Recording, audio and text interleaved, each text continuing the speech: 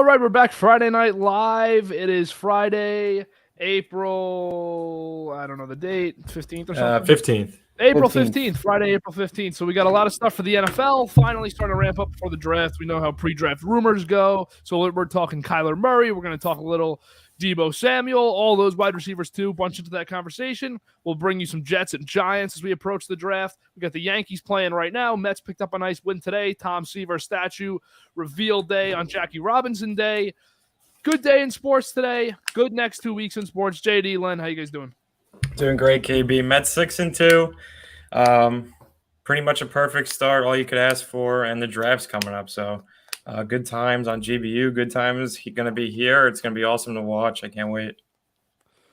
Yeah, really exciting stuff. So let's get started with Kyler Murray right off the bat. Murray, one of the NFL's best quarterbacks, talent-wise, definitely. It's just, you can't argue it. Was in the MVP race for most of the year last season until last couple of weeks when guys like Rodgers and Stafford and, you know, the regular culprits, Burrow, everyone just kind of turned it up a little bit. At the end there, he was not in that group of quarterbacks that turned up at the end of the season, actually went in the opposite direction. His contract talks seem to not even be stalling, but not even starting, and I don't think he shows up. We know his agent said he won't play without a new contract. So we'll talk about the potential here, prospect of a trade for Murray, and I want to talk about the quarterbacks that have gotten paid. Where do we think his value falls? There's been some bad reports regarding Murray's leadership qualities. We know what he can do on the field. Not great in the pocket. We all discovered that this season. We know that he's as talented as anyone in the league. So I want to let you guys get going here with just your thoughts on the situation at first. Do we think he's going to get moved or no? I don't know. I don't think he's going to get moved, but the prospect of him sitting out is interesting because I don't think Arizona even wants to think about giving him a contract yet. At least let him have this year. So if he says he's not going to play without a contract, then that puts them in a position that they have to make a decision because they either got to pay him or you can move him. You could probably get a haul. Some team will give up a bunch for him. I don't know if he's worth that $40 million a year range, but that seems to be what every quarterback is getting now. So I think at the end of the day, they'll give it to him and he'll stay a Cardinal, but you never know. Yeah, Murray, it's interesting for me because obviously the Jets have been like a center point of trade rumors this offseason because of their capital. I think the Giants totally fall into the category of potential Kyler Murray trade also. Took Daniel Jones the year Murray was drafted. I don't know if I even feel like it's worth getting him. I feel like Murray's just not a winner. It doesn't feel like a guy that wants to win. His leadership qualities are awful. The way he pulled himself from the playoff game last year and didn't finish it.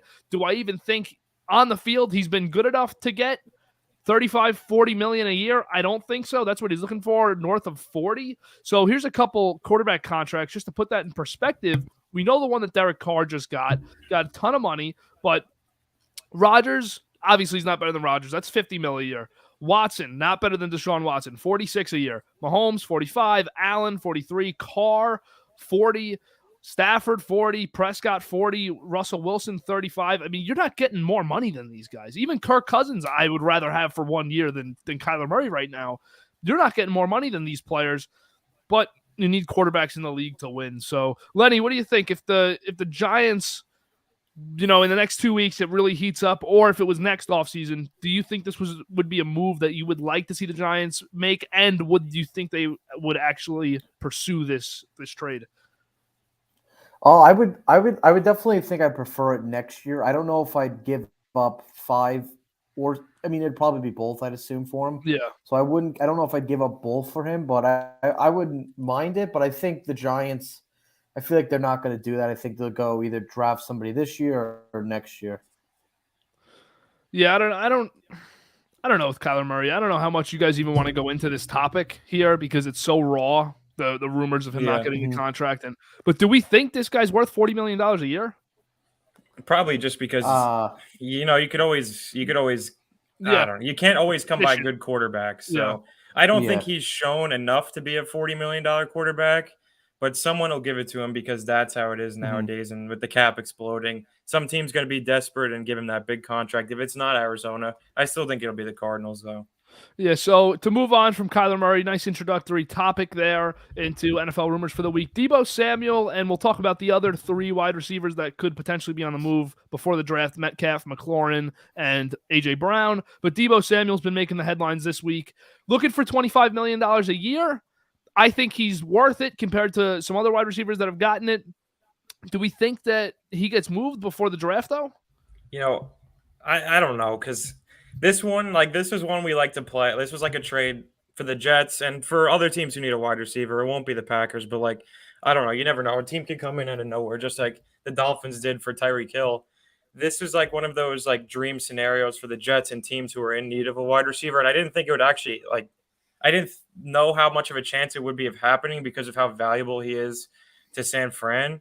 But the report came out this week that the Niners are listening to offers for everybody and will trade anybody at the right price. So that's kind of like their way of saying they believe they can live without him and they don't want to give him that $25 million contract. So I don't know if it's by the draft. You'd probably have to think because of picks and all that. I don't know. Do you think he'll play this year under the same contract? Do you think that's a possibility? Yeah, I think he would. I think that Yeah. could happen for San Fran and then maybe trade him next offseason. But it's definitely something that to me can happen more likely now than maybe I thought a week or two ago, because I don't know, just the reports. And today he came out and said that he was getting threatened by 49ers fans, which I'm sure that was good for the Jets today.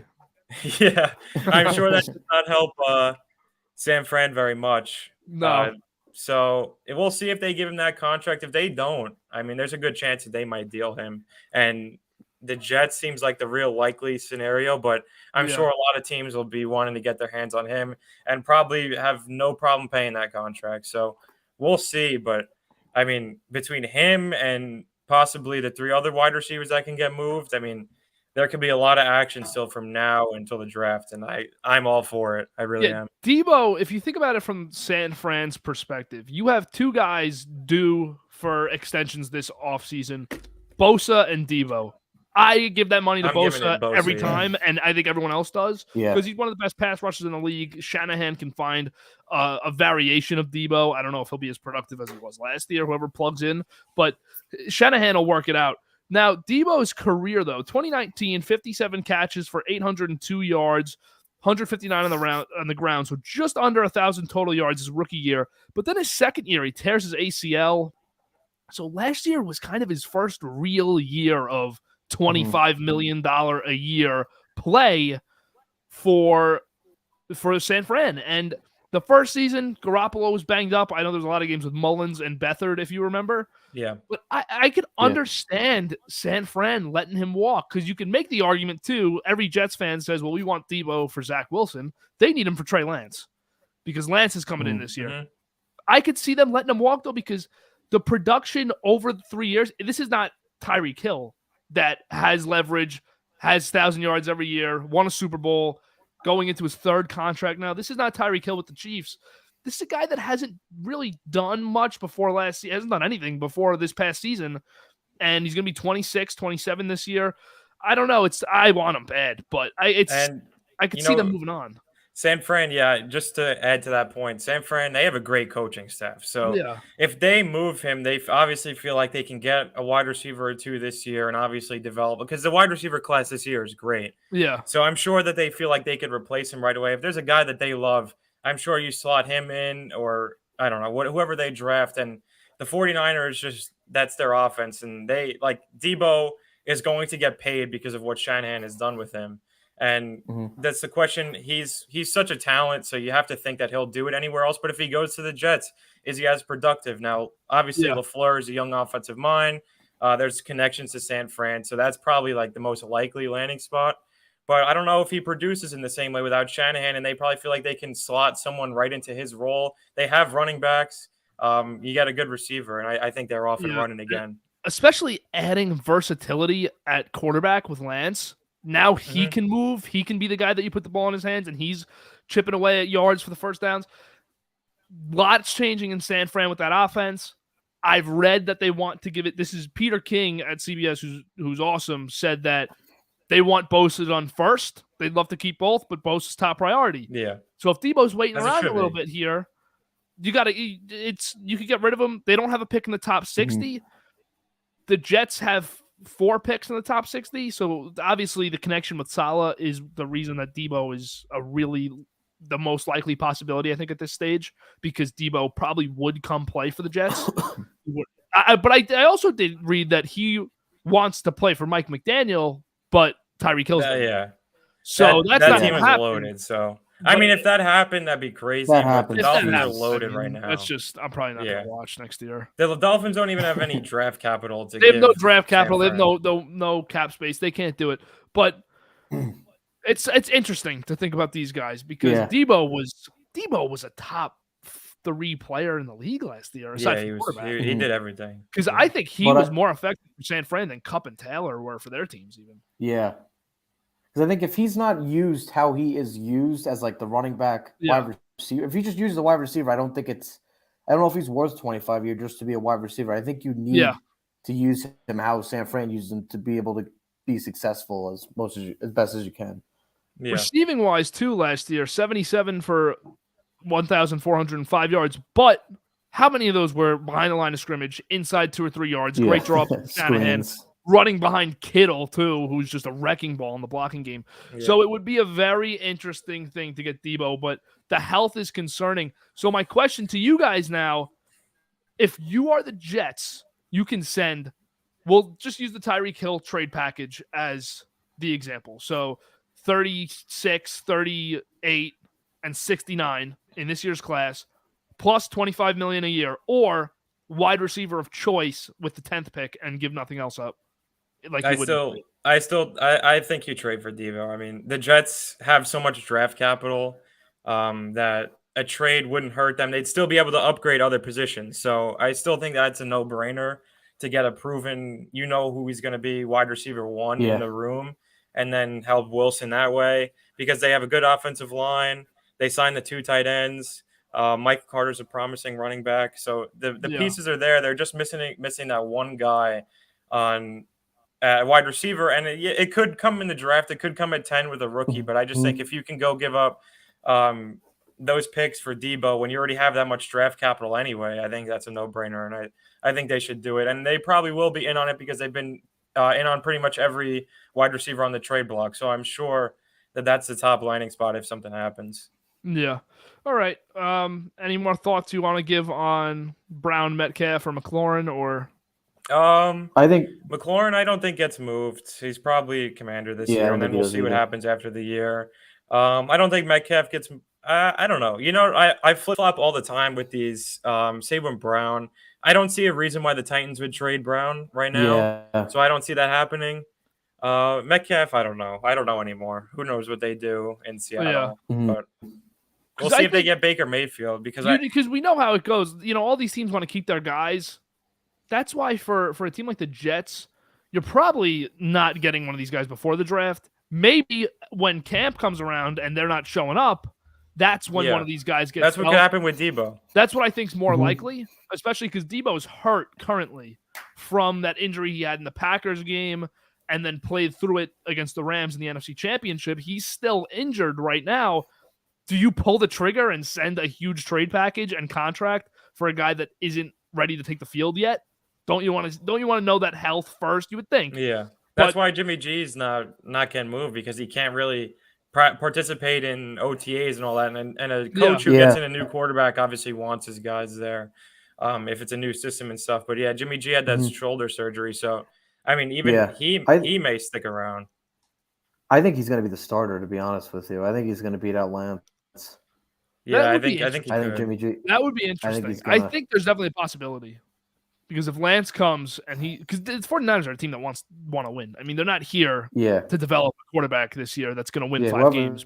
Whoever wins it will play. Whoever wins that will play. I wonder if he gets traded still. I don't know who would trade for him.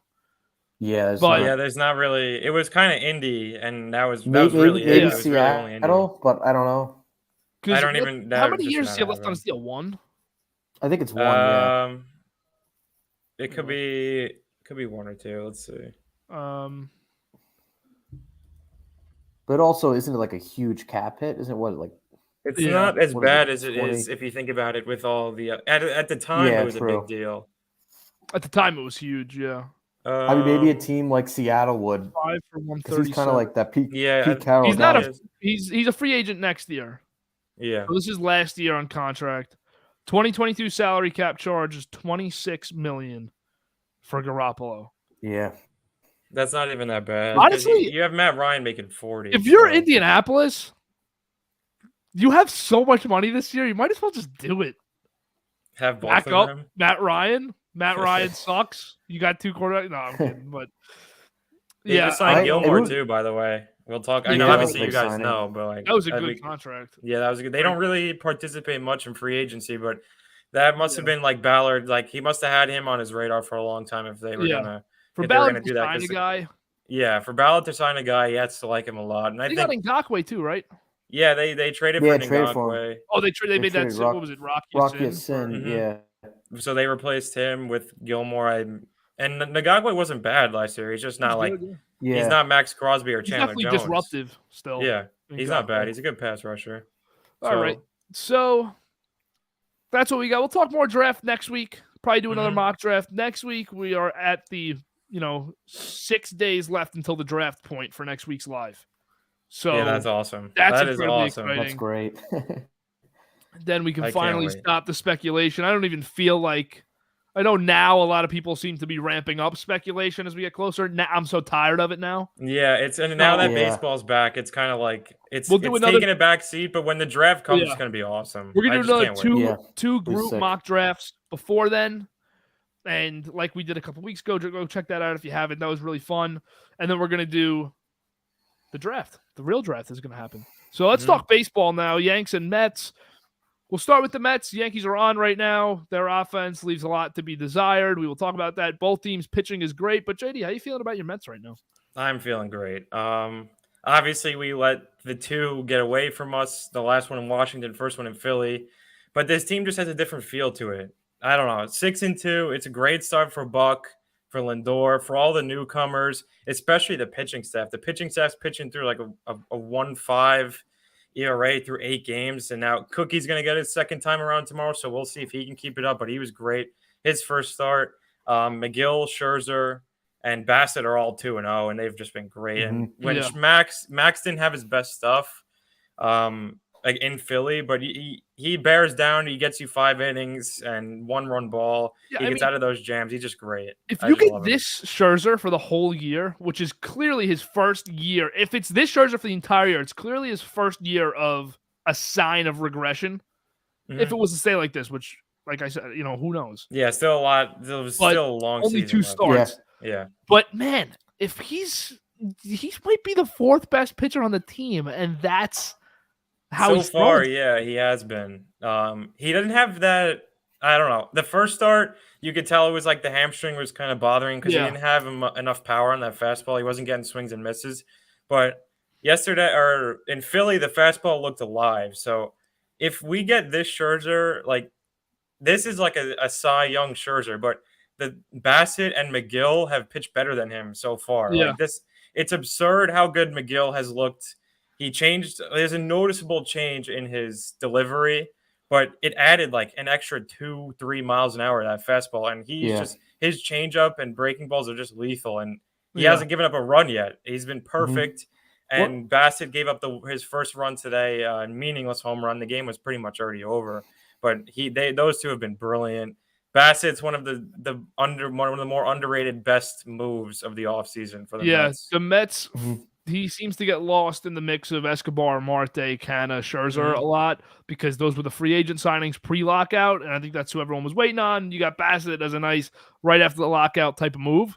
Man, Even the Janikowski signing, like Janikowski's coming, he's been a great center fielder. He's stolen bases. He's batting like 600 so far. Not a lot at bats, but he comes in and gets on base. And the one, like the Mets offseason, they probably had the best out of any team. Like it's been such a total win. Oh yeah. The one move that's hurt them obviously is the Castro for Joely Rodriguez move. Yeah, which and has that been could good for you guys because Castro's been good, but it's still early. Castro was like he's on and off. At times he's very good, but he also hurt us. If Rodriguez doesn't pitch, they're probably 7-1, maybe even 8-0. But the bullpen, they'll add a bullpen piece mid-year, and even right now, Drew Smith is great.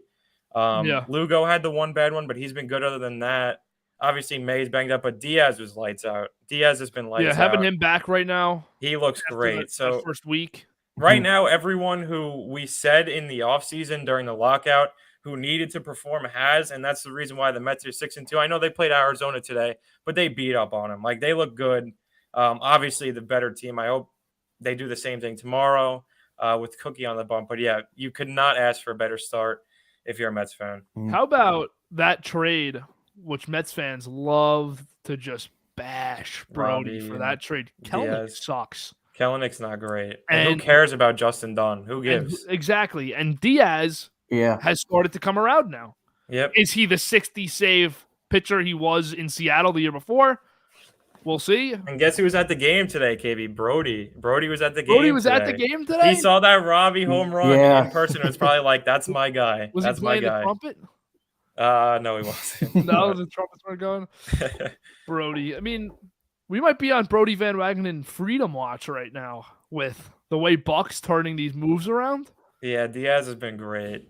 Has been great. Cano has a place on the team now. Someone who doesn't get enough love is pitching coach Jeremy Hefner. He's starting to get a lot of love from Mets fans, but league-wide, I'm not sure he's too known yet. But he is an awesome pitching coach. He's done great things since he's come over here. Since he came over here, Diaz has been lights out. Now, I'm saying that I'm not sure he's the reason, but it's an awful coincidence that after that first year, Diaz was terrible. Hefner comes in 2020, has a good shortened season, had a great year last year, and it looks like he's going to have an even better year this year. So he's done a wonderful job with the bullpen, a wonderful job with the starters. The staff is great. Eric Chavez as the hitting coach. I mean, this offense is just a total breath of fresh air because they steal, they hit against the shift, they bunt.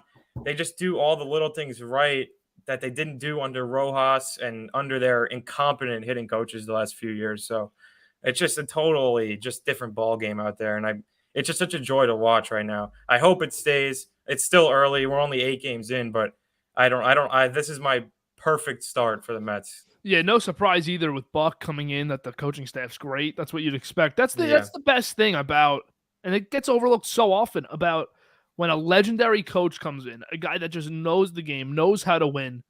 He's going to bring in 5 coaches with him that are great at their job too, because he's been in the game for 30 years. He's been successful for 30 years. The guy's not bringing in slouches to coach the pitching and coach the hitting, and it shows. Speaking of another coach, he brought in the third base coach, Joey Cora. He is an animal over there because he is sending everybody at every chance he gets. That's running aggressive, man. That's what worked against Philly because we know Philly's defense is not good. You hit it out there to Castellanos. Joey Cora is sending him every time, and Marte is flying around the bases.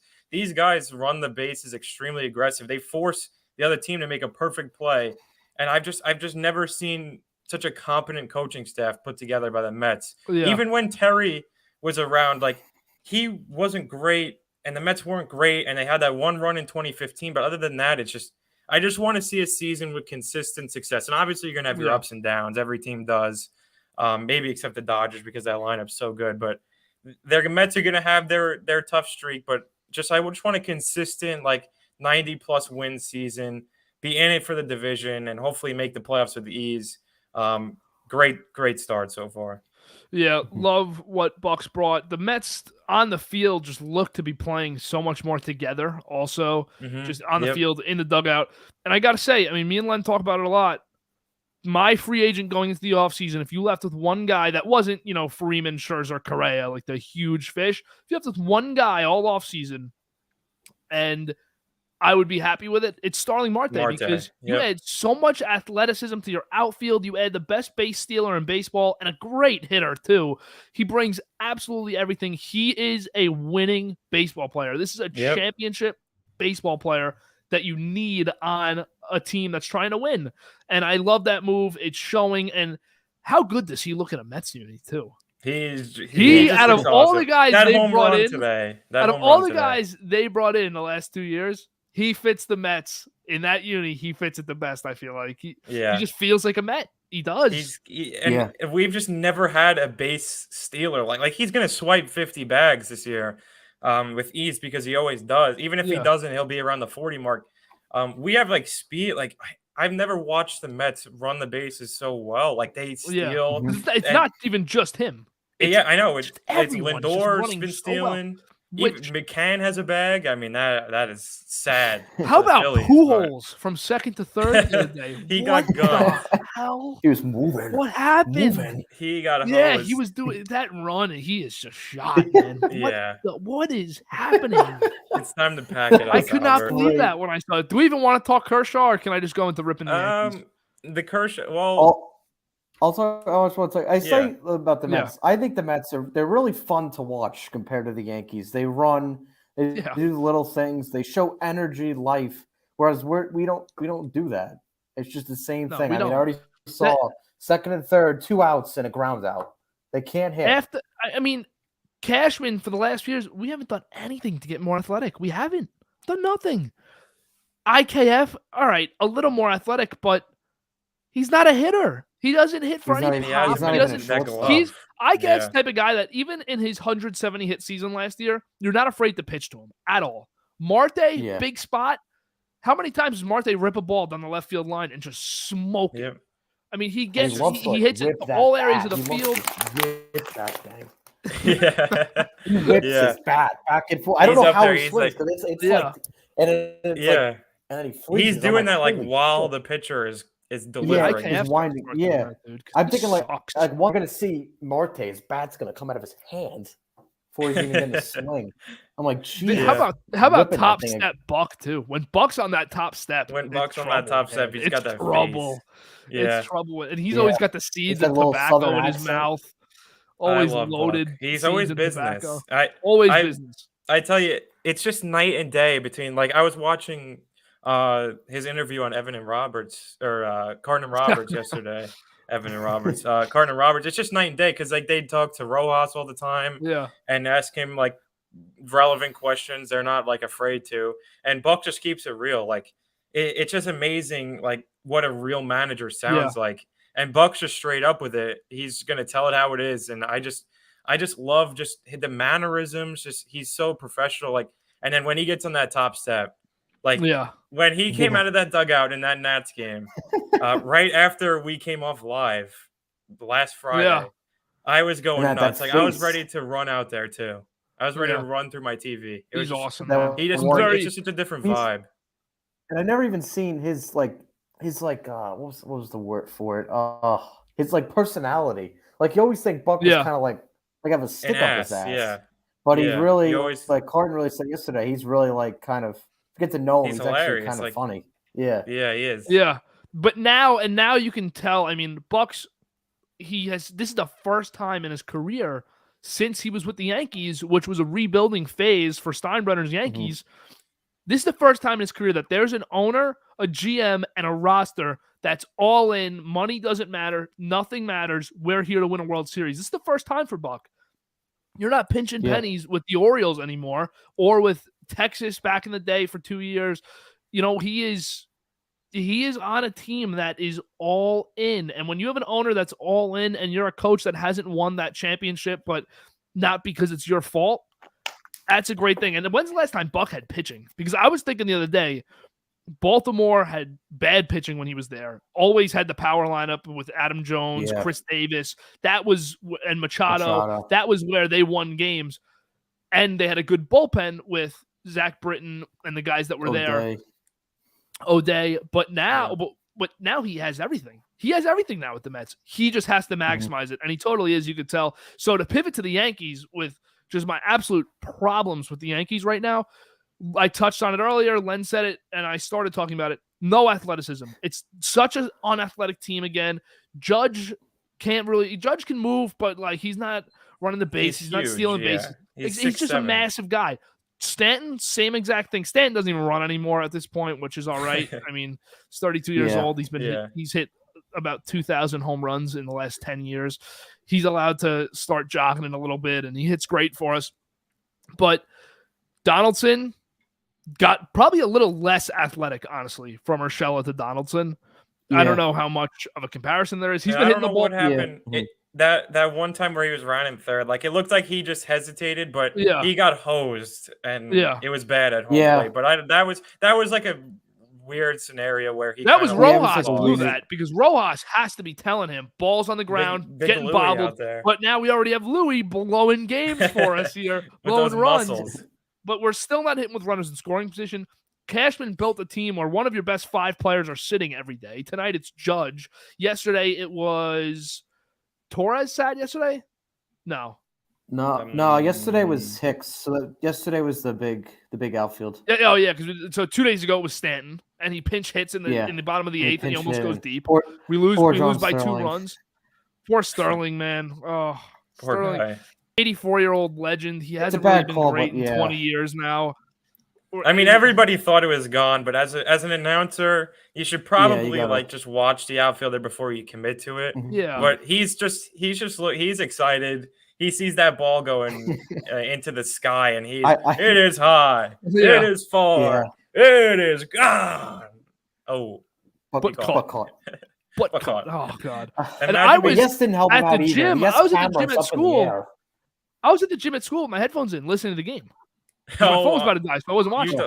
I was gonna say, so you're one of the people who like. So I was listening live. I was listening live, and then I hear it's caught. tied. I was like, "What?" That's it's not the first time he's done that either. Yeah. No, but that was that was the more notable. The Sterling Cam has been a hit when he's when he's saying the Yankees win. He's Yankees win. That whole booth shaking when the Yankees win. Yeah. That's great. With that fucking scarf. Oh, it's but the Yankees have the best pitching in the league so far overall. You gotta watch Cole's our worst starter right now. Him and Montgomery. Nestor's our ace. Sevy's our 2. Tyone's our 3. Cole's our 4. Monty's our 5. Best bullpen in the league. Cashman did not. I know Len feels the same way. We can win tonight. We had a great first 2 series. We're in first place after the first week of the season. This is not a World Series team. This is not. The amount of runners that get left out. There's so much that I want to see from the offense.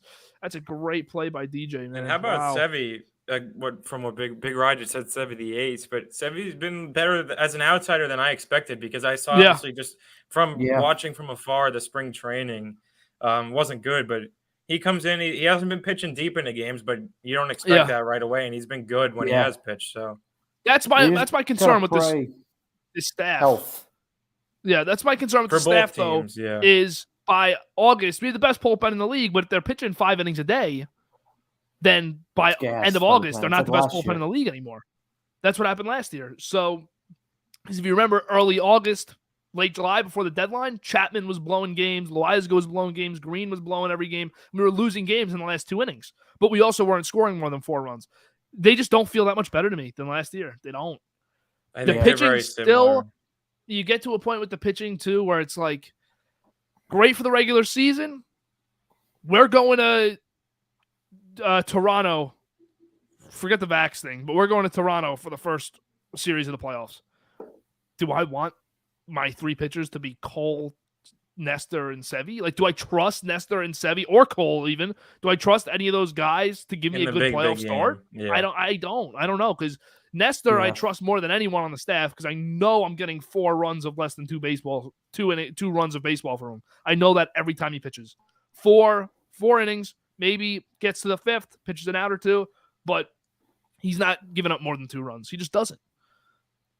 But the ability for these guys to go deep in games, it just doesn't exist either. The only guy that can go deep is Cole, and he has not pitched well enough to earn the 6th and 7th inning. So it's the starters totally concern me for the second half of the season and the playoffs. Yeah, the starters are definitely a little concerned, but I think ultimately it's the lineup. It is. And after probably the top 4, it's very concerning. Because Gallo's off and on. Torres can look great 1AB and rip it to right center like he used to, and then the next at bat, it's just flailing. No idea how to swing a bat. And then Higashioka hasn't done anything. The bottom of the order has been brutal. The 6, 7, 8, 9's been brutal because we've still gotten when DJ's in the 5, there's been production there. Mm-hmm. But the 6, 7, 8, 9 is so bad. Gallo, Hicks, any combination of Gallo, Hicks, Higashioka, Trevino, IKF. Trevino's actually been solid so far. Yeah, Trevino and IKF did good yesterday when Boone called them out. So we'll see if they do it today. Higashioka, this guy just swings for the fences every time he's on. He had that spring training, and now he thinks he's Oh my god, I don't like this. I don't like this team. I don't. I really don't. I'm very worried about the way Cashman built this team. I think he's done a bad job with it. I don't trust Boone at all. Still, he actually managed one of his best games as a Yankees manager last night. But Chapman too in the 9th yesterday. Yeah, it took a lot. It took a lot of balls to pull Chapman yesterday. I didn't think he was going to pull him. In the past, he doesn't. He usually lets him try to get out of it, but he pulled the good plug job and it by worked. Boone there. Yeah, but my God, last night was bad. Last night was a great win. Bad ninth inning from Chapman. Yeah. Good job by Boone. I don't know. Does it feel like a World Series team to any of you? No. I don't think so. If they're gonna beat up on the bad teams like they're going to on this next stretch because they play a lot of bad teams. And they're gonna win 90 games because they're the Yankees, but I don't know. The AL. There's a lot of good teams, and like it's still early. Like this is a long season. Yeah. But just like someone who doesn't usually watch the Yankees, and I've watched a lot of bad Mets teams but I don't know. I watch the Yankees game. It's just kind of like boring. It's like so boring. It's just like there's just nothing going on because the offense is literally nice rip. It's home run or bust. It's 2 home runs a game, and the pitching's whoever's on base for those 2 home runs, whether it's 2-0, 5-0, 4-0, the pitching's just got to give up less runs. And also, not for nothing, I'm not like into this argument at all. They've hit a lot of short porch home runs this year in games that they won 3-1, 4-2. Like a lot of if you're on the road and you get the same hits, you're not going to win those games. So they've used Yankee Stadium to their advantage, but so like the other team, like if they're hitting short porch home runs, like the Blue Jays are going to come around and do it the same way. It's just like when you're on the road, you're not going to hit as much because there's been like 4 like 1 of 30 home runs in 1 of 30 ballparks for the Yankees this year, and that short porch out in right field. It's just that one. It's that right center like that just. It used to be like concrete right there, and then they take advantage of that, and that's what they're supposed to do at home. Other teams can do it, so it's an even playing field. Exactly. But when you're on the road, their offense might decrease even more than it already has, which is worrisome. But you're playing the Orioles now. You beat up on teams like this, like they probably will. I think Stanton just drove in a run there. Pitch behind. I don't know. I might be a bit ahead. So. Thanks, John. I might have spoiled that for you guys, but it's some good news. You got to run. So Stanton's our best player. I don't care what anybody tells me. This is our best guy. He comes up when he has to come up, and he swings. He takes swings. He took one. I mean, one of those swings he had against Gossman last night was embarrassing. That outside slider. Yeah, Gossman was filth. He was filth last night. Also, let's talk about the pitchers the Yankees have faced. Nothing crazy yet. Evaldi, Berrios, 2 best guys.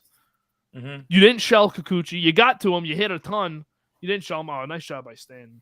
That's a good piece of hitting right there. A little flare to right center. You don't see that too much with the Yankees. Donaldson in the 3 today. Who's leadoff? Judge is benched, and the leadoff is Rizzo. Oh. So Rizzo's been the best first baseman in baseball. Him and Alonso. Alonso's been great too. Pete's been really good. Rizzo is smooth in the field. Pete cost the Mets that game, that 4th game in Washington. I don't think he's as bad a defender as a lot of people say, but Rizzo is like first class, like out there. Like you watch him, and he's just getting like you just feel like he's getting to everything. And Rizzo's he's just one of those guys that like I said about Marte, Rizzo's a championship player. He's a winning player. He's not going to headline a team at this point in his career. He never did because he was always the sidekick to Bryant when Chicago was great. But even Javi, they always had players that took the spotlight over Rizzo. But when the game matters most, Rizzo's a guy that you want on your team. So is Starlin Marte. Those are the guys I feel like for the Yanks and Mets. They're not the stars, but they're the guys you need. Now, And bringing back Rizzo was a good move. Like, it gets clouded because like they could have had Freddie Freeman, and Freddie Freeman right now is the best first baseman in baseball. But I mean, Rizzo is much more than just a serviceable first baseman. Like, he's really good in the field, and he's hitting so far. He may hit like 20 home runs at Yankee Stadium because it seems like he's going to eat up that short porch, which is fine.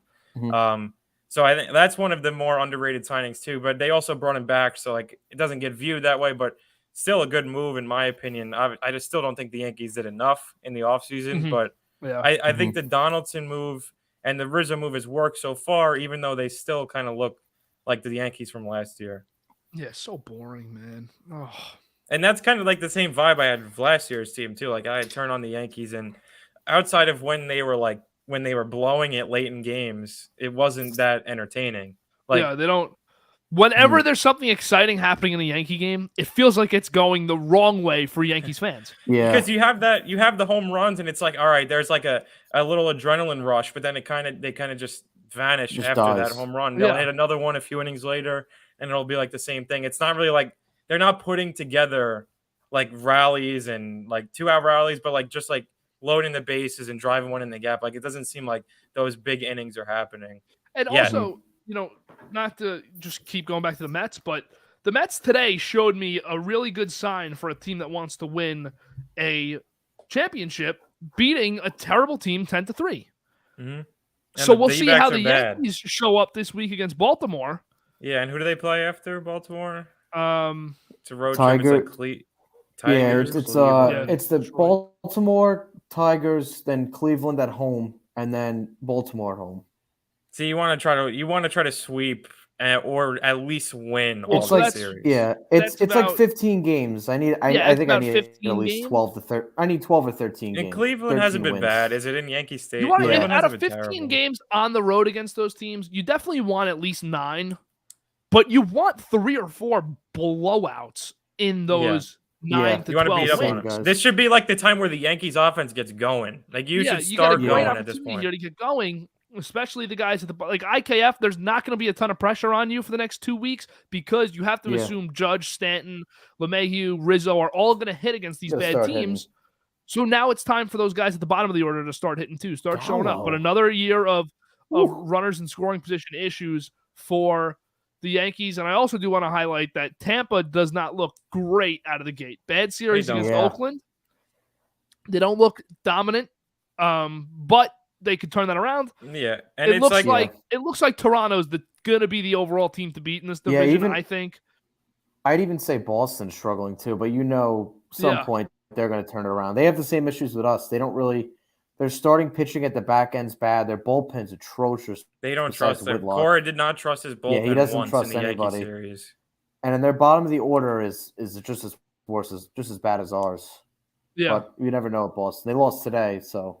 Their home opener. And all these teams, like, if we're criticizing the Yankees after 7 games, and it's like it's fair to criticize the Rays. I mean, obviously we know the Rays have been good the last few years, but they're not untouchable in terms of criticism early on. They lost 3 out of 4 to the A's. The A's are bad unless the A's are somehow good this year. From all we know, they're a bad baseball team. They blew it up. I don't think they're going to be good this year, but you never know. And just like Big Ryan said, Cleveland's scary. Jose Ramirez might win the AL MVP. Yeah, he just produced. He's mashing right now. He obviously could have got more from another team, but like the guy wants to stay in Cleveland. He's got no expectations. The team is not good. He mashes every year. Like, you got to I respect him for wanting to stay there, and it's a good contract because it's full no trade clause. He's making guaranteed money. He could have gotten more from like the Mets or the Blue Jays, or whoever, the Padres, probably the Padres. But he wanted to stay in Cleveland, and they're off to a good start. So we'll see if they can keep that up. But I still don't think they're that great. But they have good pieces in their lineup. Jose Ramirez, when he's fully healthy, which is most of the time, is as valuable to his team as any position player in baseball because he just anytime there's runners in scoring position, it's extra base hits, it's a home run, or he's at least moving them over. Switch hitter, good in the field, plays a couple different positions. That contract was a steal for Cleveland. That's why I thought, hey, this will help out the Yankees a lot for Judge. Clearly it didn't. Mm-hmm. And because I don't think the two players are incredibly far off from each other. Yeah, in I don't. You could argue that how they Ramirez is contribute to their better. team.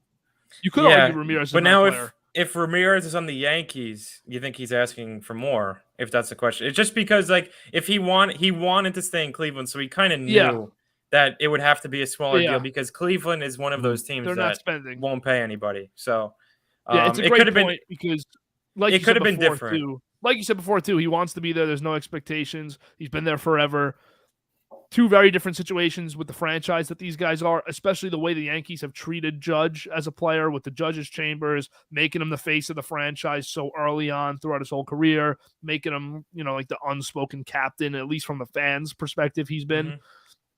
So it is two very different situations. You're right. And Judge, I hate to say that this factors into anything, but the fact that Judge is the biggest freak of a figure that we've ever seen play baseball, I don't think hurts either when he's trying to get money because, here's big Aaron Judge, him standing next to every second baseman in the league. He's a foot taller. He's 6'7" and he hits bombs. It's the 6'7" guy hitting bombs is a lot cooler than 5'10" Jose Ramirez hitting a ball the same distance. Just because that's how it's marketed. So I think so much goes into Judge looking for more money, but ultimately, JD, you're totally right. He's looking for it from an organization that notoriously spends a ton of money, and Ramirez is looking for one where he wants to stay that doesn't spend any money. And I think the Judge offer is more than like the Yankees offer was fair. Like, it's a very fair deal, but I also think that he could, and even if he doesn't, I don't blame.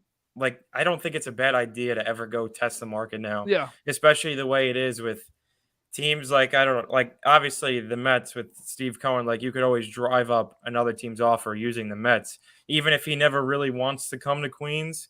I mean, it's always like something like you can do to get the Yankees price to come up. Now, we'll see after the year, like whether they really want to keep him or not, because if they don't, they really might just let him walk. And That's probably will have a backup because plan. If we're gonna let him walk, you just want to get something for him at the deadline. You have to see, like, because they're going to be in it at the deadline. Yeah, they're going to be in it. They're going to push for the playoffs. Yeah, they're going to be in it. So it's like you're really going to let this guy leave for nothing? Because I love to say, hey, Boston, look at them without Mookie Betts, and Verdugo's a good player. But he's been the only real product of that trade that we've seen so far. But they have two top prospects also from it. Yeah. So they still have stuff to be seen, but they are fine without Mookie Betts.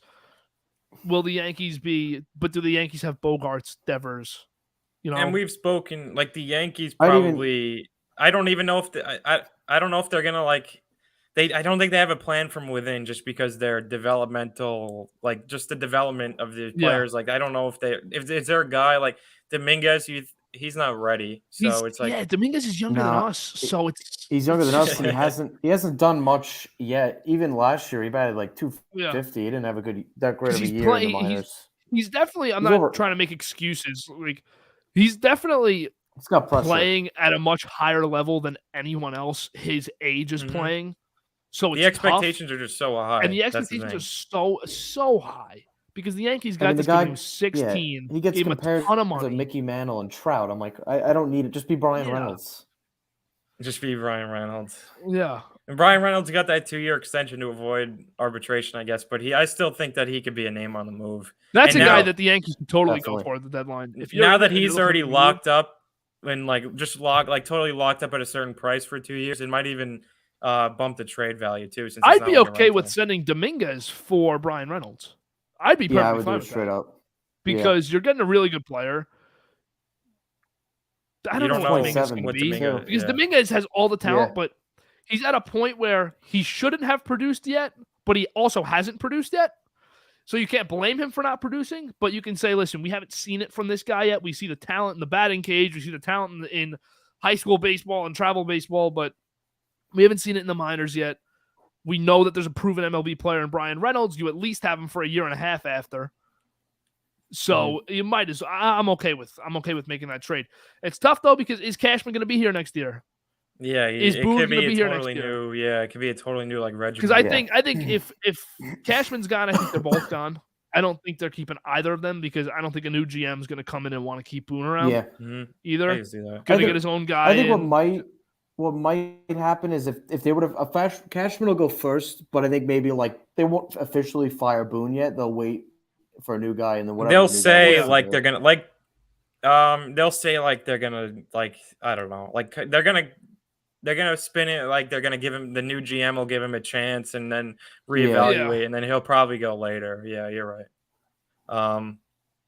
But yeah, that's interesting. And the season's so long that it's like it sucks. I feel like I'd be going crazy for you guys because there's so much like uncertainty past this year. And if I don't know if the Yankees, I almost welcome it though. They're gonna be good, so they're not gonna like move Judge. There's not gonna be many real changes until the offseason. So it's kind of like you're watching this season, but like it's almost I don't know. It's just like a cloud in the back of your mind. I guess I kind of welcome it because I feel like I know 2019 was a really good year for the Yanks, but it hasn't really been working. Like I mean, it has 2017, this Baby Bombers group, which was headlined by Judge, just hasn't gotten better. It's been a painful road of success, quote unquote success. Like the 2017 Saints, was still their best shot. Like to compare would be the Saints, in football. They have these teams. They had this core with Michael Thomas, Kamara, Breeze was still the quarterback, but you just had bad playoff losses every year. You just never got to the big game or the big series in this case, in the World Series. It just feels like I'm kind of getting tired of this group. I want to see fresh faces.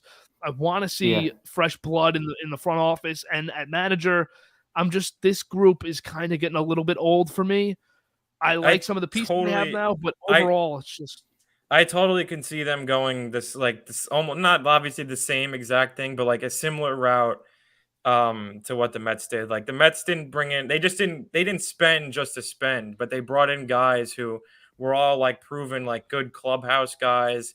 They just kind of reset the whole thing. Like they got rid of all the toxicity, Stroman, Syndergaard, just all like the uncertainty, all the guys who I don't know could cause problems, Baez, and they just brought in like respectable, just ball players, like real good players, real good clubhouse guys, real good teammates. Same with the coaching staff too. I feel like this Yankees team too. You watch them. Like who's the best friends on this team? Who's the two guys that we loved seeing together? There's no one. There's no Bryant and Rizzo. There's no like Springer and I don't even know. Like it's like Springer's just a cool guy. Vlad, honestly. Like there's no Springer and Vlad. There's no Bichette with the hair flowing and making exciting plays. There's no juice here. There's no. I don't feel any camaraderie aside from Rizzo alone. Like Rizzo on his own has an awesome personality, awesome leader, but everyone else just kind of feels like they're here playing because they almost need like an incident or like not like in a few months we could talk about in a few months you could talk about adding a player to that mix, but like it's almost like right now they need like a brawl or like something to really happen that like gets a fire under the team. That's why I always bring up, and I've done it here before. I think I did it last week. I always bring up Todd Frazier with the thumbs down thing because he came in at the deadline and he just brought it together. A group of young players that he brought together. We haven't had that since then. They're missing CC too. Like CC, if you played bad, CC's gonna let you know you played bad. Yeah, Boone's not gonna let the other team. Boone's not letting you know. They have no Donald. Could bring the fire, but I love Sevy yesterday. He's bringing it. Yeah, Sevy always brings some energy. Manoah's which is nice at him, and he's telling if you want me, come get me now because Sevy. They need more of that. That's what they need. And they Sevy don't need striking out Vlad 3 times. Got the T-Rex going. He's fired up. Yeah, they need the Garrett Cole last year that we saw in Houston through the complete game, not the one who's making excuses for some reason. That's embarrassing too. I don't even want to talk about that because of how pathetic it is. You started a game 4 minutes later. That's why you sucked. Then, it's just something new. The pitch calm because you just got a Death Star horn that they play in the with 2 strikes. Yeah, it's amazing that no one else has these complaints that Garrett Cole has because in reality, we know that this guy went to his childhood team to be their savior as the ace, got a king's ransom to do it, and everyone loved him. Everything was perfect. He got nailed for cheating, and he's not the same pitcher now. And you can't live up to that. You can't man up and own that. I understand why you wouldn't publicly come out and say it, even though he basically did in the most pathetic way possible last year. Yeah, that was bad too. But he's just like, I don't like him. He's one of my least favorite Yankees ever. He's up at the Chase Headley level of my least favorite Yankees of all time. And I'm sure there's time for him. Would there be I'm sure there's time for him to change that for you. Like if he comes back and course. he's like, he's the same, all it like, takes fuck you guys. is 2 or 3. I thought he looked good versus Toronto. I thought he looked definitely better versus Toronto. I think the Vlad, he didn't give enough, but he looked definitely way better. I think the Vlad first homer, I don't even think that was getting out. I think Hicks threw that over the wall. Either way, though, it's a ball that's smoked to the wall. Dead center at Yankee Stadium. You want to talk about the short porch. Now, dead center in Yankee Stadium, there's 4 or 5 stadiums with a deeper dead center. Left center, it's a big park. Even left center, right center. Left center's a big park, yeah. But to go into Monument Park, whether it's tipped off of Hicks's glove or not, that's a bomb. And you get into one to do that. I understand what you're saying, though, Len. It's a valid. The second home run, definitely for sure, though. That's.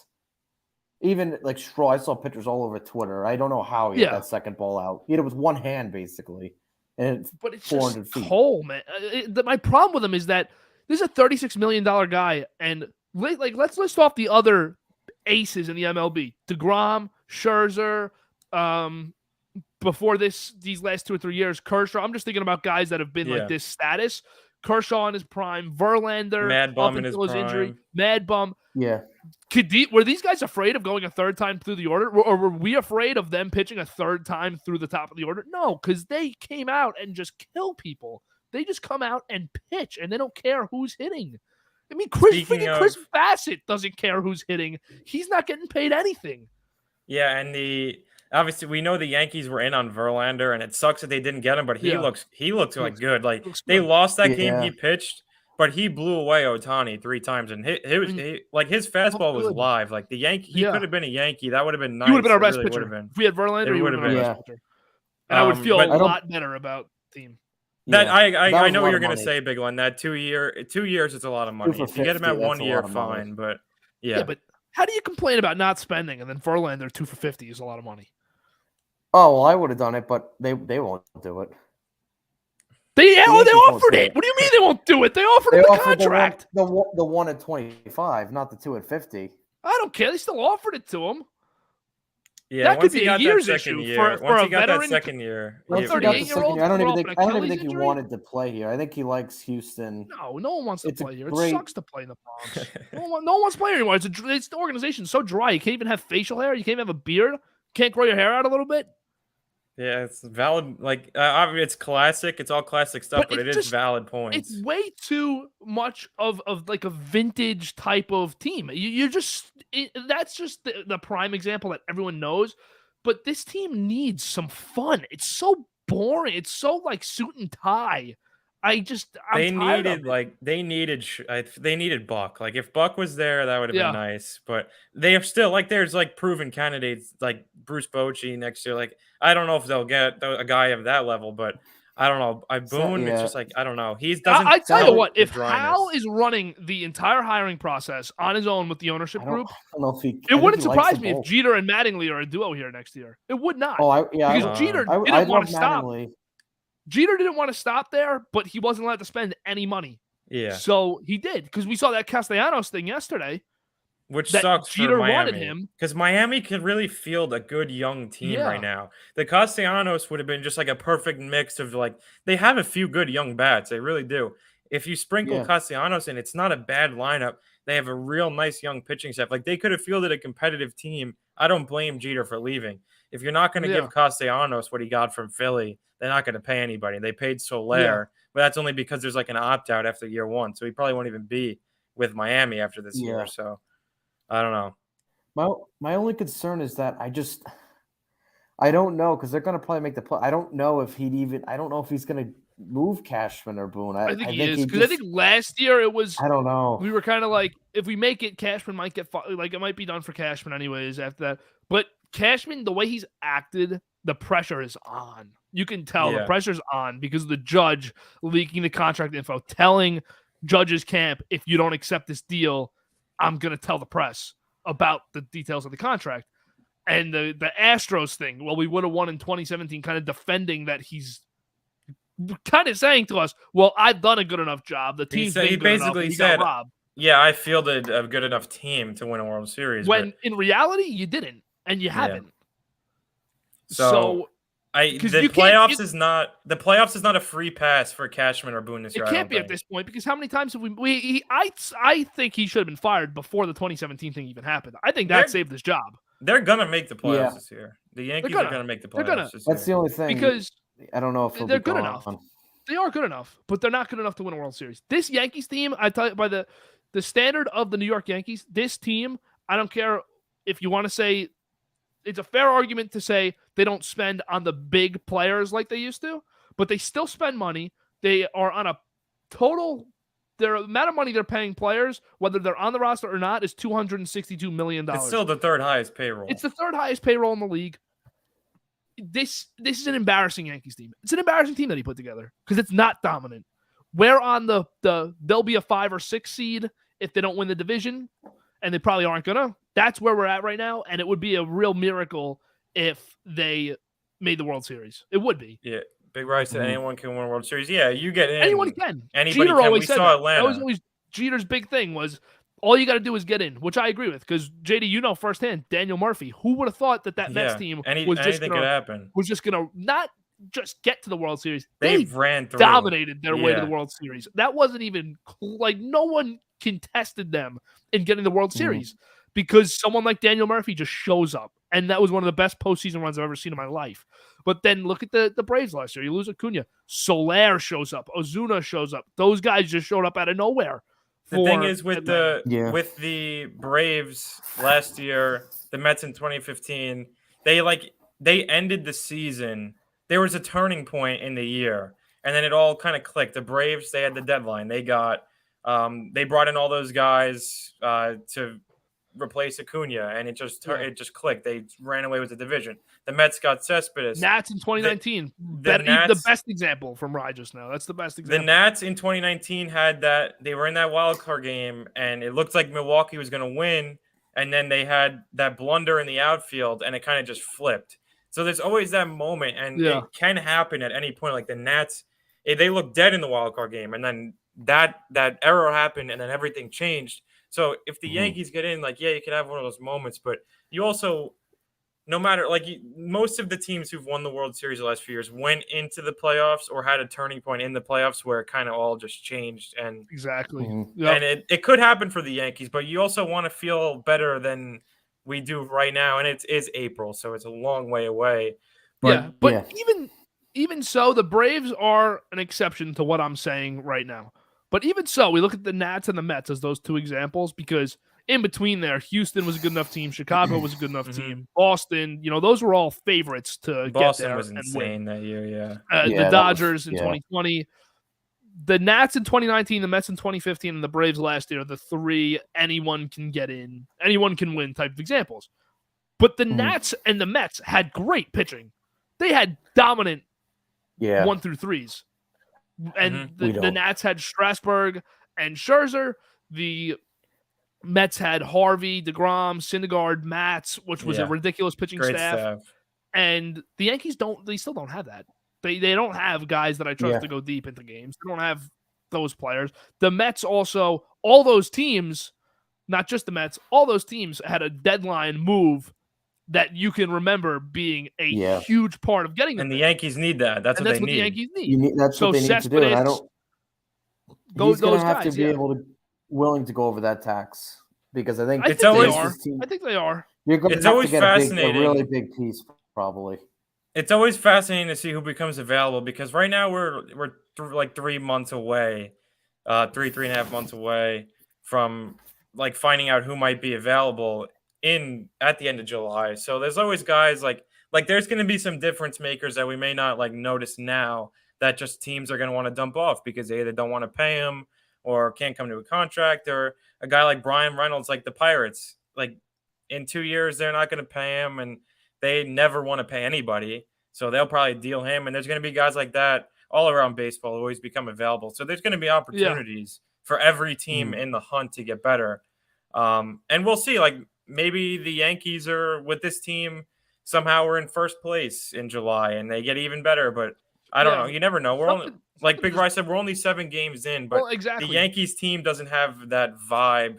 Early you on, could tell even before the season started, we all thought they needed a deadline move. A deadline move is going to have to be made, and it's going to have to be very effective for them to win a World Series. We all knew that before the season started. It's showing now because of how bad the bottom half of this order is. I'd only expect one of those 4 or 5 guys that hit at the bottom every day to actually turn it on. If I had to guess, I think it would be IKF, just because he's getting settled in as shortstop of the New York Yankees. We saw Didi go through the same process and struggle at first. But to talk about current Yankees, your next 15 are 3 in Baltimore, 3 in Detroit, and then you go back home, 3 against Cleveland, 3 against Baltimore, 3 against KC, and then you have the dreaded in Toronto series.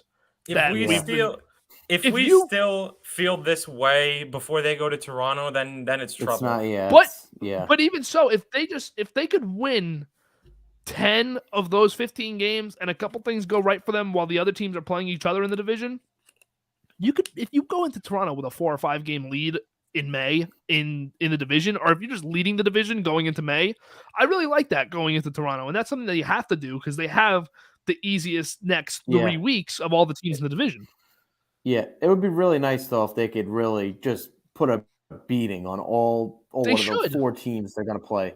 And just we want to feel much better out of the 15 and go on a streak. We want to feel much better about them in a few weeks. Imagine I'm sitting here on May 1st. What is it? What would Friday be? Friday would be the 29th of April. So after I just got after the draft, first round. After I just walked out with Hutchinson at 4 and Deebo at 10 on a draft day trade, and the Yankees are 5 games up in the division after just beating the crap out of the team. That would be great Friday Live 2 weeks from today.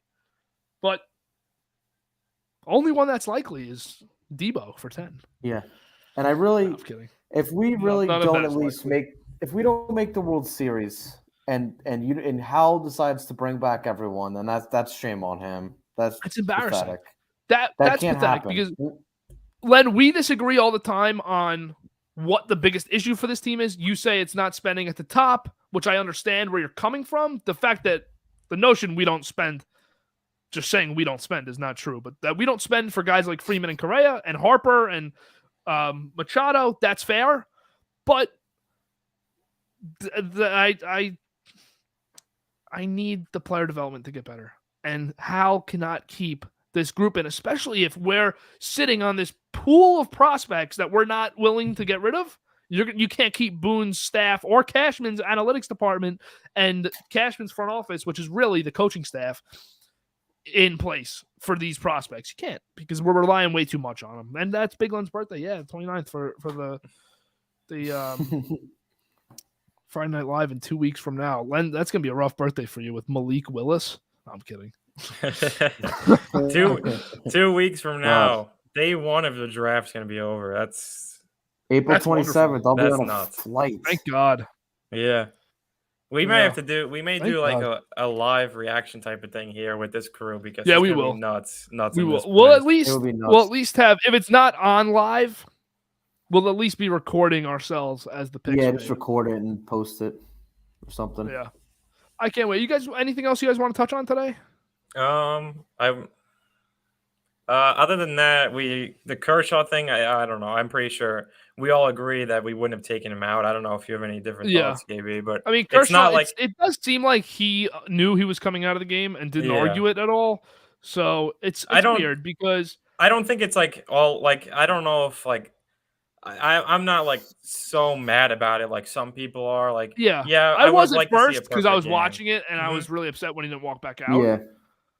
But the thing was, I was watching the Mets, so I would have not been watching it anyway. But it is when you have a chance to get a perfect game, it's only happened so many times, like 23 times in Major League Baseball history. Like, obviously, you want to see him finish it. He was lights out. It was like 20 degrees in Minnesota that day. I'm sorry, but this wall in left field of Camden Yards is disgusting. Yeah, it looks gross. Yeah, it's like it's like the Green Monster. Did you see left center's 400 feet? Left center's 400 feet. That divot is bad, and it is. Someone's gonna get hurt there. Look at that! Look at that! Someone's gonna be running into the wall and hit the corner of that thing. It takes a It's shot terrible. like No, into so here left field to get Here a home from the run. Seahawks beat writers, despite his current contract situation, DK Metcalf will be participating in the team's OTAs. I Nah, think so he he's wants to be a probably- Seahawk, so Yeah. Yeah, I and think even they'll so, pay then him.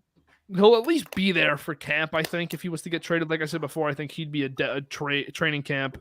But they have the money. They have the money to spend over the next few years because now they're not paying a quarterback, so you might as well keep him. I don't understand why you They would. could always. They might move Lockett too. Maybe just get that money off, even though he's great, but he's older. I saw pumped, man. Baker was on like a podcast and said the most likely I saw scenario that. is Did I see him Seattle. with But it sounded Carolina? like he has no options also. Yeah, I don't think he does. I think he's going to get What released about- because I don't think the Browns can trade him. Did I see him with Carolina? Did JPA post something with him in Carolina? Are He- they have yeah, interest so, in him or something? There was That a he wants thing to go there? Rappaport, I think it was Rap Sheet, said that the most likely landing spot for him is the Panthers, but he'd have to be released and then they would sign him to compete for the starting job. And then there was the Robbie Anderson thing, if you saw, Yeah, where I saw. a Panthers fan account reposted it, that Yeah. rumor, and And he Robbie said Anderson just no. commented, no. No, yeah. That's brutal. If They Baker might goes roll there, with that's brutal. Donald, man. I They think really they're might gonna- roll with Donald. They they're gonna. I can't. think they might. They can't. I hope they take I- a quarterback in the draft. They because might. opens Yeah, one they more, might. But they just They can't. very opens well, up if one the more player tackle's for the Jets and there- Giants. Yeah, draft, if a so I'm tackle's hoping- unless they take a tackle, that would be killer. I think they might But I trade think Guido, out. You could take. Yeah, they might They trade could out. also do that. Pittsburgh's a team that could jump up. Yeah. I know But I Pittsburgh feel is like eyeing. my only Pittsburgh thing is- called the Giants about one of their 2 picks, Yeah. Mhm. but Joe Shane. It sounds like Joe Shane's not moving. I think the Saints are going to Yeah. have a deal. The Saints probably have a deal in place like now. I think the Saints could draft move up night. to 10 with the Jets. I would move with the Saints. I don't know if I want to move back with. Sorry, all the way back to the Steelers. Well, if you I move feel with the like the Saints, you could Saints- probably get both of their picks. Yeah, You're that's getting what both I'd of love their to. picks, yeah. What do they have? Like 16 and 19? Is that what they have? Something like that. I think so. Or 16. You're not going to get, I don't think, any picks next year. So if you get those, Yeah, two, no. There's but I'd not. There's rather no picks this good year. quarterback. There's no quarterback good enough to get picks for next year. Also, I feel like. Well, that's what the Eagles are I don't know. doing. For, I think the Giants though might be looking at somebody next year. I don't know what their plan is. it's a wait. Unless It's they're a just wait hoping and for see Jones. with Also, Jones. During the Deebo conversation, I did want to bring up that the 49ers had, obviously it's USC's pro day, so there's a lot of players there, but they did have a good amount of offensive coaches watching Drake London today, pretty close. So if they were to acquire the 10th pick, They there's get Rick London. just Yeah. that's just, I'm not like buying into that too Yeah, much. yeah. anything, Mhm. But that's a note if you're curious. Yeah, and the draft, there's always so many visits and stuff, but it's always fascinating to see Yeah. like possible, like I'm just like picturing possible scenarios in my head. Just based like Yeah. I know more so the Packers because obviously I follow them. Just whenever I see different players visiting, it's always like fun to picture like what they'll look like in a uniform or Yeah. on draft day. But it's so close now that there's no more uncertainty. And I can't wait until draft night we're there and it's like, oh my God, these players are finally like Yeah. going to the teams that have been talked about for months. Like it's finally getting finalized. I'll And that's why the draft's so exciting. I definitely think that one thing for sure, I think Evan Neal's a giant. I do think Evan Neal's a giant Yeah, I on hope draft. so. I hope. They I love know, him. I know we were talking today. They do like Cross, but if they take Cross Yeah, I think Cross. over Neal or Aquanu, I'm Neal's going to lose gone. it. I think Cross would be over Aquan. It sounds like with the Giants. I'm not sure, but Yeah, they I really think like Cross. Cross is a great pass blocker. But the thing Yeah. that worries me is you're just He adding can't another run. Andrew Thomas on the other side. Yeah. So your run blocking's not Mhm. impactful. You're not getting that big. Mauler. Becton, and then Becton's the opposite of those guys, where he can run anyone over in the run game, passing game. He's a little sketchy, so it's just Mhm. like I'd like to have one of each of those guys. You know what I Yeah. mean? But If Trayvon Walker goes 1, I'm gonna be baffled. Like I don't. I Can't. don't think so. I don't It- think he's that's going to just- go in the top 5. it I would don't. be- You don't know with the Jags though. You don't know. Neal You could don't. go It one. would Dawson be sucks. way. Trent It would be Dawson sucks. way overkill for him to go 1. Like, yes, his stock is rising. It's just so insane now to the point where Listen. he could go 1. Like, that's absurd. If he Yeah. went 1, Dibbs goes 2. I think Dibbs is going 2 also. I think that Dibbs is a lion. He's a lion. I don't either know. way. I think Detroit would take Hutchinson. There's a I think reality. Thibodeau's going to be a Texan. Well, There's a if reality Hutchinson goes where one. and it's not the universe we live in, but there's a reality where the first 3 picks are Walker, Tibbs, and Aquanu, and Hutchinson's a Jet. And there's a reality that happens. That's why he's visiting the Jets and Giants, just in case. You never know. But there's also there's another reality where he gets to 4 and he's a Giant at 5 because we take Kyle Hamilton. Yeah, that's how it goes. When it's not going to be Hutchinson, I don't think, obviously, because it's Aiden Hutchinson. But there's always that guy who's falling in the first round, maybe even second round, and you're like, oh, you're always the one who think like, oh, we're taking him, and then a pick goes by, and then that team doesn't take him, and then your team doesn't take him, and then there's probably a reason that we don't know.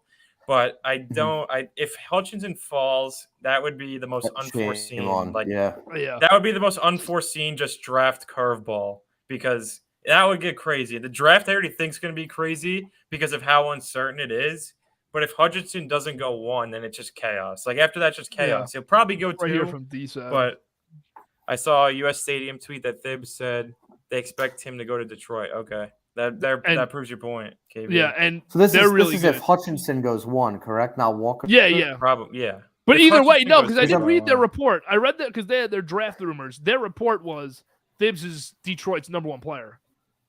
I'm sure he's been since December when they had the first. Yeah, he could be. I could see Dan Campbell there. After all that Thibs talk of him falling, even possibly out of the top 10, it's probably right that he's just going to go 2, because it's always been that way. He's a top 3 pick. I don't think he falls out. I don't think Walker's a top 5 pick though. I'd be shocked. I don't think so. For the Jets, the Giants at 5, I think it's Evan Neal. I don't even think it's close. I think it's definitely Evan Neal at 5. I hope. The Jets at 4, I guarantee, is down to Thibs, Aquanu, or Johnson. Because I know they love Jermaine Johnson, but I think they'd rather wait to see if he dropped to 10 because of his age. Because he's the oldest. He's the second oldest player in the draft behind Devin Lloyd. So he's 23. He'll be 24 by the end of the season. So if the Jets left with Aquanu and Johnson, you guys know how ecstatic I'd be. That's 24 years old. That Rashawn Gary is 24 years old. He's going into year 4. Because Devin Lloyd just turns 24 like a week after the draft. Yeah, Devin Lloyd turns 24 like a week after the draft. Now people are like, oh, they just got his birth certificate. Obviously, they don't try not to get it to the league because he's 24. And now teams are concerned. So that makes sense. But for Johnson, he was a 5th-year senior at Florida State. So I think the Jets would rather try to wait for him at 10. I love Aquanu, man. I think he's the best part of the draft. You guys know I've thought that forever. Where does Aquanu slot in for the Jets? Right tackle, and I think right tackle. Right tackle, really not left, or they already have guards. Or they'd move, or Becton might get bounced to right tackle, and Aquanu plays left. It's either way. He definitely has a spot. I think Fant ends up the odd man out. 1 year left on his contract. Sucks at blocking for the run. I don't know. This whole offense is just gonna be running the ball. New York football next year is going to be fascinating. Now it is going to be. It's always some juice. Now. It's fascinating. It's always interesting, but it's just So sometimes until week 5. It usually it's fat.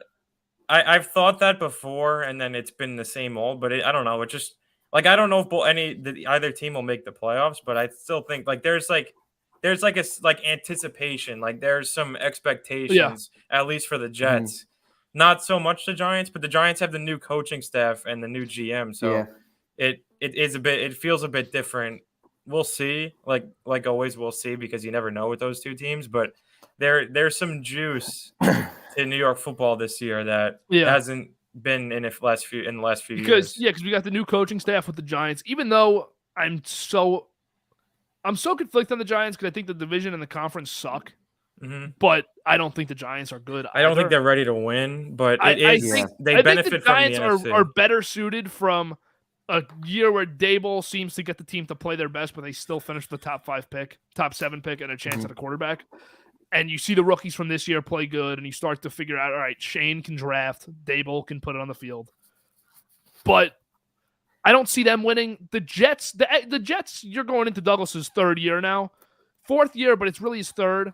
It's his second year now of actually building his team, because I can't count the Gase season last year, 2 seasons ago now, because that was just a rip it all down. I have to clean out this whole organization type of season. So this is Douglas's second year now, expected to win. Second year with his head coach, second year with his quarterback. The Jets are expected to win 7 games plus. Be competitive in most of your games. I need to see 7 games, 7 wins, 6 wins. You got to feel at the good worst. about where it's going. But you got to feel good about, man, 1 or 2 plays go the right way for us in 4 or 5 of those other games, they could be wins. And then you got to think like you add 1, 2, 3 more free agents, have another good draft, and you got to hope that they're on their way to the playoffs. That's how you got to feel, I think, after next year for it to be a win for the Jets. But for the Giants, I think you got to just some of the same. You got to feel good about where it's going, and then you're going to have clarity on Jones and Barkley. So I think that helps too. And then next year, the Giants are going into next season with $100 million in cap space and likely a high draft pick. They're going to have capital no matter what, because they're not getting rid of any. So all they'll do is gain draft capital by next year's draft, or they'll keep it the same, but it'll be good anyways. But you got to. I think both teams definitely have the right people in place, but can either of them figure out the quarterback situation is such a mystery. And that's why some a team. Now I'm not saying the Jets, but a team like the Jets who's had trouble filling that quarterback void. You go get Kyler Murray, and you're gonna have to pay him a lot. Yeah, and he's a problem, but you're going to get good quarterback play. At least you hope. And you will. You should though. Yeah, he's gonna run in 10 touchdowns, and he's gonna throw 25, 30 touchdowns, but. The interceptions are tough, and he hasn't shown up without DeAndre Hopkins, which is he's like 6-13 without Hopkins. Question: I want to hear from both of you, because Len's obviously a Giants fan, so maybe his view is a little different. Even though GBU, we try to be unbiased. What stat lines do you guys have to see from Jones to extend him next year and say, all right, regardless of wins or losses, what stat line do you have to see from Jones? Len, you start and say this is our guy. We're going to extend him. So if you want a minute to think about it, I know what mine is. I'd probably need to see around probably 3, or at least probably 3,000 yards. Oh yeah. Then I probably got to see at least a touchdown interception rate. He's definitely gonna have way more touchdowns than It's got to be 30 to 10, around there. Or 25 to 8, something like that. The passing offense needs to look competent. That's just what happens. The turnovers definitely need to be way less. I can't have 10. He's got to fumble the ball less than 5 times next year. Yeah. For me, for Jones to extend him, if I'm Joe Schoen, I got to see 35 total touchdowns. Yeah, because he's gonna run in a few. So 3,500 yards of passing, not with his rushing stats, and less than 5 fumbles. Around 10 interceptions. But you got to be throwing. That's what I would be. You got to be contributing 2 or 3 touchdowns a game next year. I think if that happens, we might win 8 games. Oh yeah, definitely. Games. But that's what I'm saying. He has to be very good for me to want to extend him if I'm Joe Schoen, because I didn't draft him. He hasn't shown anything after his rookie year. His rookie year was great. Rookie year was great. His last 2 years have sucked. Hasn't been healthy either. I think for Barkley too, you need probably definitely 1,000. Barkley, I don't even know if there's anything Barkley can do for me to extend him. I don't know if they would, unless he wants to take a discount or just play here. I think they might just let him walk. Yeah, unless he wants to play for $12 million a year or under after having a 1,500-yard season. Then we'll figure it out. Just pulled Scherzer on MLB. This guy hops on. I haven't played it PlayStation in a while. Oh, are you on? Oh, you're on. I thought he was. I'm just in the screen, so I saw. Yeah, I got you. Yeah. Of course, this fucking God doesn't deserve it. He wants Jankowski playing short. All right, we ready to call it? Yeah. So next week we're gonna do probably try for a mock draft at some point in the week to get done. Probably won't be live next week. The following week is draft week, so that'll be fun content. We'll have content for draft night in some way. Yeah, We're definitely. not sure exactly how it's going to happen, but Yeah. we'll be putting out stuff for draft night, draft weekend. So one more live until the draft. One more. That's crazy. Wow. I And then can't. we're there. I just. So It's been free agency was fun. But I've just been so juiced for the draft, and it's just talking about the draft is just what held me through like the MLB lockout because I was getting so done talking MLB, and it's just like you always had the draft, and the draft it was like 50 days away, a month away. Now we're less than 3 weeks, almost 2 weeks away. A week and a 2 half. weeks, 2 weeks today, right? 2 weeks today. 2 weeks today. Tomorrow. No, Or yesterday. yesterday. Yesterday. Yeah. So, I mean, I can't wait. I am amped for the draft. Yeah, I'm excited. Good 2 weeks. Next week we'll know whether the Yankees are and the Mets. But the Mets I think we already have a pretty confident feeling in them. Yeah, even though we played the D-backs, they should have swept Philly. I feel like really good about how they played. Yeah, could be 9-0. Frank the Tank would tell you that. Yeah, I feel great about the way they played in Philly. So even though they played Washington and Arizona, it's just you can tell based on those games and then how competitive they were in Citizens Bank Park, which they never really are. It's always a nightmare going there. So I feel great. And a week from today, we play Arizona, 2 series against Arizona and the Giants. I'm sure it'll be a similar kind of feel a week from today. How are the Giants? How's their start going? They're off to a pretty. They're solid 4-2. Yeah, they're pretty solid. Logan Webb's on his way. Yeah, the pitching matchups against San Fran. You're gonna have. I think it's lined up to be Scherzer versus Webb. McGill. They're good pitching matchups. I don't remember off the top of my head. Rodon's definitely pitching. Is it Rodon? Rodon's probably after him. Bassett, I think. Rodon and Bassett. Probably, if I'm not, we'll know more. DeSclafani, maybe. Yeah, McGill and DeSclafani. I think they're good pitching matchups. It's probably gonna be low-scoring games. That should be better for the Mets than last year's Giants Dodgers midsummer. Yeah, and it's home, so we're not going through the gauntlet. We're not going through the gauntlet like we did last year. Let me see here. They start on Thursday. Oh, it doesn't even say. God, they already got. I saw, but yeah, it should be if Bassett pitched today. It's all thrown off because they don't know who's going. It's going to be Peterson Sunday after Carrasco tomorrow. Yeah. But if they wanted to, which I'm shocked that Buck didn't, they could go. They had the day off yesterday, so they could go McGill Sunday, skip Walker's rotation spot.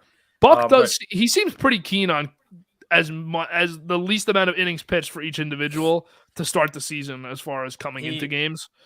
You'd think that he would let the guys go more. That he's like kind of an old school coach, but he's been careful with it's other than really Scherzer, who Scherzer's been coming out like. Because he's at 100 pitches after 6, 100 pitches after 5. Yeah. So it hasn't really been a debate yet between the two. I'm interested to see if he lets Scherzer go when he wants. But other than that, the other guys with McGill, he's been careful. Yeah. Carrasco, he was careful. Walker, they were ultra careful because he came out of the game and then they placed him on the IL, even though it was a pretty good MRI. They still put him on the IL. They're being very careful early on. And rightfully so, because they're trying. This rotation holds out. You get DeGrom back. If DeGrom ever pitches for the Mets this year, that is an awesome rotation if they're all healthy. And it's the best rotation if they're healthy. It might be the best rotation without DeGrom, which I wouldn't have expected. Yeah, it still is. Depending on what cookie you get, a good cookie, and you get a good Walker, and this is the best rotation even without Jake. So it's like DeGrom. You're just feeling real good right now about the Mets, and I hope that they consistently do this all year. Yeah. And I really hope, it's still a tall task to beat out Atlanta in the NL East, but they're struggling right now. You want to go a bunch of games up early in April, that's going to help your case. So I hope that they can find a way to win the NL East and if they're playing in the wild card round, get it at home would be awesome because you have those 3 games.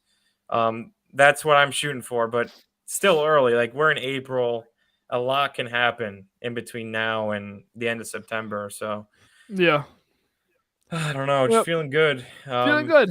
Next week we'll be back. Make sure to follow on Instagram, TikTok, Twitter, subscribe here, like the video. Yes. Make sure to be back next week. We'll be doing a lot. Next week's gonna be fun with the draft week episode next week, even though it's not technically draft week on the calendar.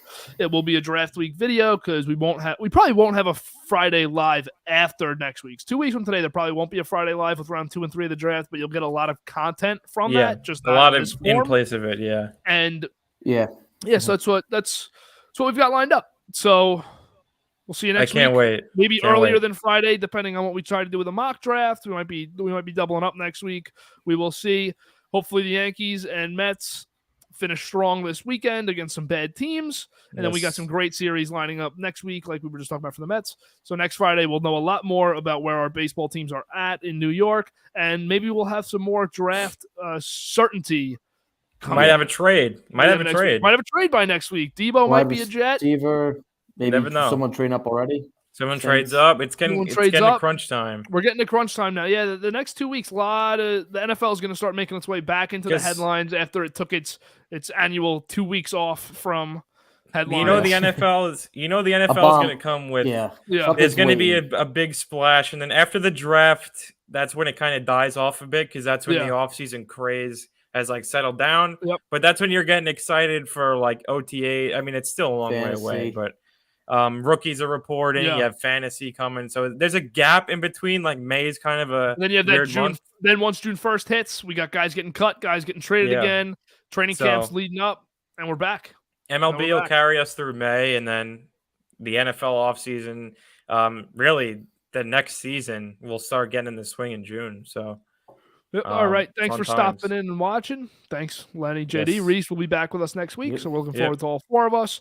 Enjoy the night. Have a safe weekend and see you next week. Have a good weekend, everybody.